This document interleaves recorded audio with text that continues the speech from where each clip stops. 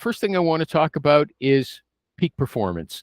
And the reason is I think peak performance, the elements of it are probably the same across a wide range of activities. So if we're interested in recruiting, we can study another activity or sport and find out what rules, what people say are the key elements there, and we can apply it to ourselves. And so the example I'm going to use is a game or a sport that I never heard of before this week. I read an article in the New York Times about speed puzzling. There's a championship going on in Europe right now of these people who put puzzles together very quickly. And they enumerated 3 elements that make for a champion speed puzzler. Number 1 is relaxation. These people do not feel pressure, or if they feel a little pressure, it's so small they don't notice it. One guy said that the key element in feeling no pressure is self-control.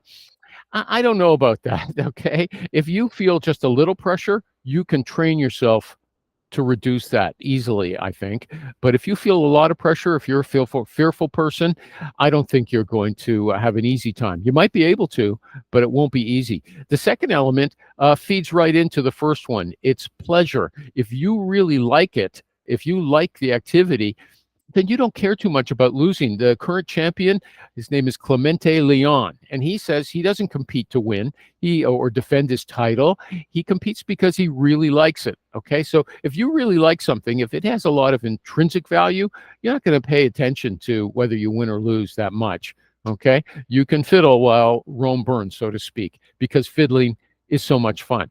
And the final element is practice, as with everything else. Now, the thing is, if you like this activity, practice isn't going to be so bad, okay? And you'll be able to make significant gains quite quickly if it suits you.